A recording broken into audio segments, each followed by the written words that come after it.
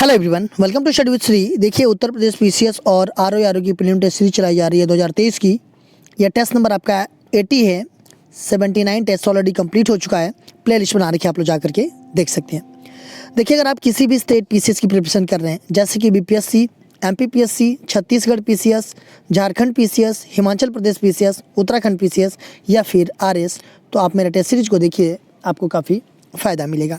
या किसी one day exam की प्रिपरेशन कर रहे हैं तो भी आप मेरे टेस्ट सीरीज को देखिए, क्योंकि जो भी क्वेश्चंस हैं वो सभी प्रतियोगिता परीक्षाओं के लिए काफ़ी इंपॉर्टेंट हैं। देखिए, जो लोग फर्स्ट टाइम विजिट कर रहे हैं मेरे चैनल को सब्सक्राइब कर लें।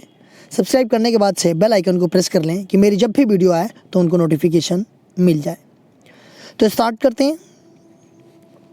फर्स्ट क्वेश्चन है, वर्ल्ड डेवलपमेंट रिपोर्ट कौन प्रकाशित करता है?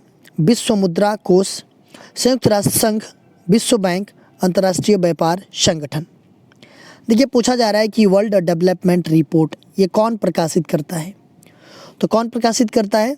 तो ये करता है आपका विश्व बैंक। देखिए, अगर हम विश्व बैंक के बारे में बात करें तो यह एक विशिष्ट संस्था है और इसका मुख्य उद्देश्य क्या है? इसका मुख्य उद्देश्य ये है कि जो भी इसके सदस्य देश हैं उन राष्ट्रों को पुनर्निर्माण और विकास के कार्यों में आर्थिक सहायता देना है। ठीक है। इसका मुख्यालय कहाँ पे है? तो इसका मुख्यालय जो कि वाशिंगटन डीसी में है और इसकी स्थापना कब हुई थी? तो 1944 में हुई थी। जो खर्चा कर दिया गया हो और वसूल ना हो सके उसे कहते हैं परिवर्ती लागत, विकल्प लागत, निम्नगन लागत, प्रचालीन लागत। देखिए, जो खर्च कर दिया गया है और वसूल ना हो सके उसे हम क्या कहते हैं? तो उसे हम कहते हैं निम्नगन लागत। ये सी ऑप्शन आपका सही है। देखिए, निम्नगन लागत वह लागत होती है जिसकी वसूली न की जा सके, और इसके ठीक विपरीत जो ये परिवर्ती लागत है, ये जो है कि वह लागत होती है जिसको वसूल किया जा सकता है। ठीक है। व्यष्टि अर्थशास्त्र और समष्टि अर्थशास्त्र शब्दों का निर्माण किसने किया था? Ragnar, fish, Alfred Marshall, J.M.. Keynes, Ragnar, नर्क्स। देखिए, व्यष्टि अर्थशास्त्र और समष्टि अर्थशास्त्र, इन शब्दों का निर्माण जो है कि किसने किया था? तो इन शब्दों का निर्माण जो है कि ये आपका रेगनर फिश ने किया था। ए ऑप्शन आपका सही है। मुद्रास्फीति के समय के दौरान कर की दरों में निम्नलिखित में से क्या होगा? वृद्धि, कमी, स्थिर बने रहना, घट बढ़। मुद्रास्फीति के समय के दौरान कर की दरों का निम्नलिखित में से क्या होगा? तो ये जो है कि वृद्धि करेगा। ठीक है, वृद्धि करेगा, जिससे मुद्रा की तरलता समाज में कम हो सके। तो ये हो जाएगा आपका ए ऑप्शन। अगर हम बात करें मुद्रास्फीति की, इन्फ्लेशन की, महंगाई की, तो वो क्या होता है कि जब मांग और आपूर्ति में असंतुलन पैदा होता है तो वस्तुओं और सेवाओं की कीमत बढ़ जाती है, और इसी वृद्धि को हम क्या कहते हैं? मुद्रास्फीति कहते हैं। भारत में कृषि आय की गणना की जाती है व्यय विधि से, उत्पादन विधि से, आय विधि से, पर्य प्रवाह विधि से। भारत में जो कृषि आय की गणना की जाती है वो कैसे की जाती है? तो वो जो कि उत्पादन विधि से की जाती है। बी ऑप्शन आपका सही है। आर.एन. मल्होत्रा समिति का संबंध था कर सुधार, बैंकिंग क्षेत्र, बीमा क्षेत्र, इनमें से कोई नहीं। देखिए, आर.एन. मल्होत्रा समिति, इसका संबंध किससे था? तो आर.एन. मल्होत्रा ये जो है कि आरबीआई के पूर्व गवर्नर थे। ठीक है। तो 1993 में भारतीय रिजर्व बैंक के पूर्व गवर्नर, इन्हीं की अध्यक्षता में एक समिति स्थापित की गई थी ताकि बीमा क्षेत्र में सुधारों के लिए सिफारिश की जा सके। ठीक है। तो ये हो जाएगा आपका C option. Bank note press कहाँ स्थित है? Noida, Mumbai, Dewas, Nashik. Bank note press ये कहाँ पे स्थित है? तो ये आपका देवास में स्थित है। देवास कहाँ पे? आप लोग कमेंट बॉक्स में मुझे बताइएगा। ठीक है। भारतीय रिजर्व बैंक की स्थापना कब की गई थी? 1 मार्च 1934, 1 अप्रैल 1935, 16 अगस्त 1947, 26 जनवरी 1950। पूछा जा रहा है कि भारतीय रिजर्व बैंक की स्थापना कब की गई थी? तो देखिए भारतीय रिजर्व बैंक की स्थापना की अगर हम बात करें तो सबसे पहले तो ये जान लीजिए कि जो भारतीय रिजर्व बैंक है ये जो कि भारत का केंद्रीय बैंक है और यह भारत के सभी बैंकों का संचालक भी है। तो भारतीय रिजर्व बैंक की स्थापना जो कि 1 अप्रैल 1935 ईस्वी को reserve bank of India act है 1934 का, उसके तहत जो है कि इसकी स्थापना की गई थी और इसका हेडक्वार्टर कहाँ पे किया गया था, तो कोलकाता में किया गया था। लेकिन 1937 में इसका हेडक्वार्टर जो कि स्थानांतरित होकर के कहाँ चला गया, तो मुंबई चला गया। ठीक है, तो ये क्वेश्चन आता है इसकी स्थापना कब हुई थी। अच्छा, इसका राष्ट्रीयकरण कब हुआ, आरबीआई का राष्ट्रीयकरण कब हुआ, ये आप लोग कमेंट बॉक्स में मुझे बताएंगे। ठीक है, और ये जो है कि क्वेश्चन से भी आता है कि आरबीआई का जो मुख्यालय था कोलकाता में वो मुंबई कब हुआ, तो 1937 में हुआ। तो इसमें हो जाएगा आपका ये बी ऑप्शन। मंदड़िया एवं तेजड़िया शब्दावली किससे संबंधित है, बीमा व्यवसाय से, आयात निर्यात से, शेयर बाजार से, बैंकिंग व्यवसाय से। मंदड़िया और तेजड़िया ये शब्दावली जो है कि किससे संबंधित है, तो देखिए ये शब्दावली जो है कि आपका शेयर बाजार से संबंधित है। अगर हम बात करें मंदड़िया की तो ये शेयर अथवा कमोडिटी बाजार में ऐसे सदस्य हैं जो बाजार में मंदी मतलब कि भाव गिरने की आशा करते हैं, जिससे घटे हुए दाम पर पुनः खरीद कर लाभ कमाने की उम्मीद करते हैं ये। ठीक है, ठीक इसके विपरीत जो होता है तेजड़िया, ये बाजार में तेजी की आशा करते हैं और खरीदारी करते हैं और भविष्य में अधिक दाम पर खरीदकर लाभ कमाने की उम्मीद करते हैं। ठीक है, तो ये मंदड़िया और तेजड़िया आप लोग समझ गए होंगे। WTO का मुख्यालय अवस्थित है रोम में, जेनेवा में, पेरिस में, न्यूयॉर्क में। WTO वर्ल्ड ट्रेड ऑर्गेनाइजेशन, देखिए अगर हम इसके बारे में बात करें तो WTO एक अंतर्राष्ट्रीय संगठन है और इसका उद्देश्य ये है कि अंतर्राष्ट्रीय व्यापार का उदारीकरण करना।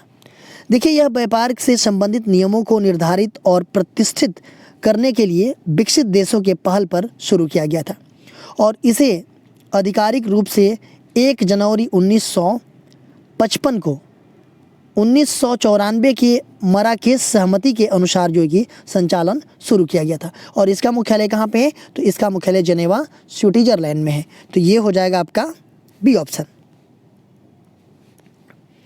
किस वर्ष से विदेशी विनिमय प्रबंधन अधिनियम फेमा प्रभावी हुआ, 1999 में, 2000 में, 2002 में, 2003 में। पूछा जा रहा है कि जो विदेशी विनिमय प्रबंधन अधिनियम है फेमा जिसको बोलते हैं, ये प्रभावी जो है कि किस वर्ष में हुआ। तो देखिए विदेशी विनिमय प्रबंधन अधिनियम फेमा ये जो है कि विदेशी विनिमय अधिनियम के स्थान पर 1 जून 2000 से जो है कि ये प्रभावी हुआ तथा इसका उद्देश्य जो है कि एक भुगतान को मतलब एक एवं भुगतानों को सुविधाजनक बनाना तथा देश में विदेशी मुद्रा बाजार सुव्यवस्थित विकास को बढ़ावा देना है। ठीक है, तो ये हो जाएगा आपका बी ऑप्शन। सूर्य का जो प्रकाश पत्ती पर पड़ता है उसका कितने प्रतिशत पत्ती द्वारा अवशोषित कर लिया जाता है, 83%, 53%, 36%, 63%।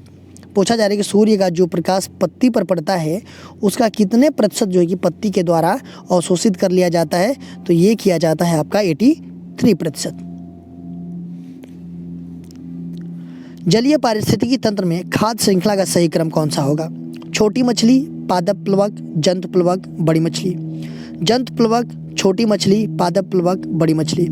जंतु प्लवक, पादप प्लवक, छोटी मछली, बड़ी मछली। पादप प्लवक, जंतु प्लवक, छोटी मछली, बड़ी मछली। देखिए पूछा जा रहा है जो जलीय पारिस्थितिकी तंत्र में जो खाद्य श्रृंखला है इसका सही क्रम कौन सा है। तो देखो जो पादप प्लवक होते हैं उसको जो है कि ये जंतु प्लवक करते हैं और जंतु प्लवक को छोटी मछलियाँ खाती हैं और छोटी मछलियों को बड़ी मछलियाँ खाती हैं। तो अगर हम बात करेंगे जलीय पारिस्थितिकी तंत्र में तो खाद्य श्रृंखला का सही क्रम जो है कि यही होगा डी ऑप्शन।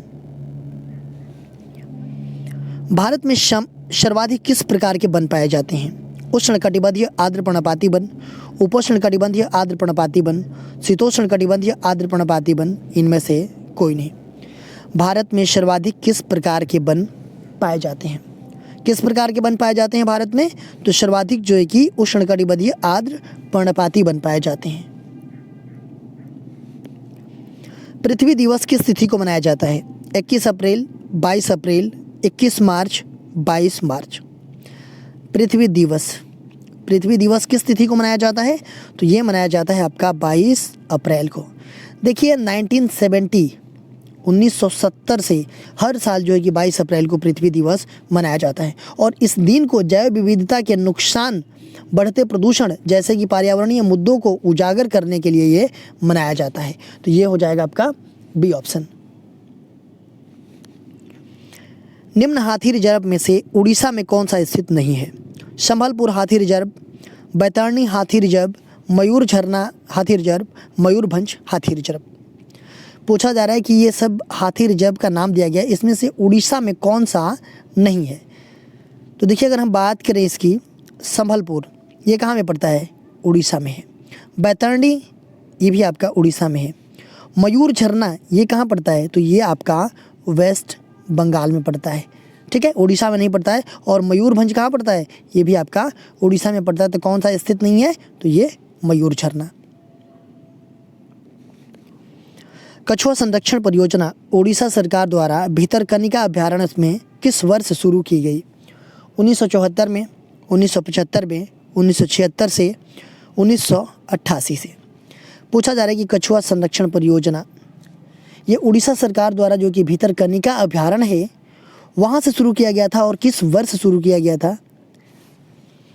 तो देखिए ये जो है कि ओलिव रिडले टर्टल जो हैं इनकी घटती हुई जनसंख्या को देख करके उड़ीसा सरकार ने इसके संरक्षण की योजना का शुभारंभ जो है कि 1975 में उड़ीसा के कटक जिले में भितरकनिका अभ्यारण्य से शुरू किया गया था। तो ये हो जाएगा आपका कौन सा? ये बी ऑप्शन। गंगा डॉल्फिन जो कि भारत का राष्ट्रीय जलीय जीव है, इसे भारत का राष्ट्रीय जलीय जीव कब घोषित किया गया? 5 अक्टूबर 2009 को, 6 जनवरी 2008 को, 14 सितंबर 2012 को, 30 मार्च 2007 को। पूछा जा रहा है कि गंगा डॉल्फिन जो कि भारत का क्या है? राष्ट्रीय जलीय जीव है, इसे भारत का राष्ट्रीय जलीय जीव कब घोषित किया गया था? तो देखिए गंगा डॉल्फिन को वर्ष 2009 में भारत सरकार के द्वारा राष्ट्रीय जलीय जीव के रूप में मान्यता दी गई थी। देखिए जो गंगा डॉल्फिन है इसका शिकार करना जो है कि वन्य जीव संरक्षण अधिनियम जो 1972 है उसके तहत क्या है? ये दंडनीय अपराध है। और ये जो डॉल्फिन है गंगा डॉल्फिन ये जो है कि नेपाल में, भारत में, बांग्लादेश की गंगा, ब्रह्मपुत्र, मेघना और कर्णफुली शांगू नदी प्रणालियों में ये रहती हैं, ठीक है। अच्छा आप लोग एक बात बताइए, कमेंट बॉक्स में बताइए कि गंगा डॉल्फिन जो है उसका जो है कि वैज्ञानिक नाम क्या है, ठीक है। तो ये हो जाएगा आपका ए ऑप्शन। निम्न वन्य जीव अभ्यारण्य में कौन सा अभ्यारण्य गुजरात में स्थित नहीं है? पूर्णा, नारायण सरोवर, नल सरोवर, विक्रमशिला। पूछा जा रहा है कि निम्न वन्य जीव अभ्यारण्य में से कौन सा अभ्यारण्य गुजरात में स्थित नहीं है? कौन सा गुजरात में स्थित नहीं है? देखिए पूर्णा ये भी कहाँ है? गुजरात में ही है। नारायण सरोवर ये भी आपका गुजरात में है। नल सरोवर ये भी आपका गुजरात में है। बट विक्रमशिला की अगर हम बात करें तो ये कहाँ पड़ता है? तो ये बिहार में है। गलत यूं पहचानिए। किन्नरसानी वन्यजीव अभ्यारण्य आंध्र प्रदेश, गौतम बुद्ध वन्यजीव अभ्यारण्य बिहार, कांवर झील वन्यजीव अभ्यारण्य हरियाणा, सुखना झील चंडीगढ़। इसमें से आपको गलत बताना है। देखिए किन्नरसानी वन्यजीव अभ्यारण्य कहाँ पे है? तो ये है आपका आंध्र प्रदेश में। गौतम बुद्ध वन्यजीव अभ्यारण्य ये कहाँ पे है? तो ये है आपका बिहार में। कांवर झील वन्य अभ्यारण्य ये कहाँ पे है? तो ये हरियाणा में नहीं है, ये भी आपका बिहार में है, ठीक है। और सुखना झील कहाँ पे है? तो ये आपका चंडीगढ़ में। तो गलत कौन सा हो जाएगा? तो ये सी ऑप्शन। देखिए क्वेश्चन पूछा गया था पिछली वीडियो में, आप लोगों को कमेंट बॉक्स में इसका आंसर देना था कि शून्य आधार बजट का आशय है व्यय वृद्धि को रोकना, व्यय में कमी करना, व्यय की प्रत्येक मद पर इस प्रकार विचार करना कि वह नहीं हो, उपरोक्त सभी। शून्य आधार बजट का आशय क्या है? तो शून्य आधार बजट का आशय है कि व्यय की प्रत्येक मद पर इस प्रकार विचार करना कि वह नहीं हो। ये हो जाएगा आपका आंसर। आज का क्वेश्चन देख लेते हैं। आज का क्वेश्चन है निम्न में से कौन सा आर्द्र भूमि क्षेत्र राजस्थान से संबंधित नहीं है? अष्टमुदी, सांभर झील, केवलादेव राष्ट्रीय उद्यान, इनमें से कोई नहीं। पूछा जा रहा है कि कौन सा आर्द्र भूमि जो वेटलैंड है वो राजस्थान से संबंधित नहीं है। ठीक है, इसका आंसर आप लोग कमेंट बॉक्स में बताइएगा। इसका आंसर मैं नेक्स्ट वीडियो में आप लोगों को बताऊंगा। देखिए, आप मेरे चैनल को सब्सक्राइब कर लीजिए। सब्सक्राइब करने के बाद से बेल आइकन को प्रेस कर लीजिए कि मेरी जब भी वीडियो आए तो आपको नोटिफिकेशन मिल जाए। मेरा दूसरा चैनल है श्री GS पॉइंट, आप इसको भी सब्सक्राइब कर लीजिए। फेसबुक एक मेरा पेज है स्टडी विद श्री के नाम से, और इंस्टाग्राम पे मेरी आईडी है study with Shri 25 and Shri GS point, और स्टडी विद श्री मेरा टेलीग्राम का चैनल है। इन सब सारे का लिंक आपको डिस्क्रिप्शन में मिल जाएगा, वहाँ पे क्लिक करते आप यहाँ पे पहुँच जाएंगे। तो इन सब सारे जगहों से कनेक्ट हो जाइए, क्योंकि इन सब सारे जगहों से स्टडी से रिलेटेड चीज़ें पोस्ट की जाती है, जिससे आप लोगों को फ़ायदा पहुँच सकता है। दोस्तों, वीडियो अच्छी लगती है तो आप लोग एक लाइक कर दिया कीजिए, एक अच्छा सा कमेंट्स कर दिया कीजिए, अपने दोस्तों में शेयर जरूर किया कीजिए। अगर वीडियो अच्छी नहीं लगती है तो आप लोग डिसलाइक कर दिया कीजिए, और कमेंट बॉक्स में मुझे बताइए कि डिसलाइक क्यों किया। वीडियो देखने के लिए धन्यवाद।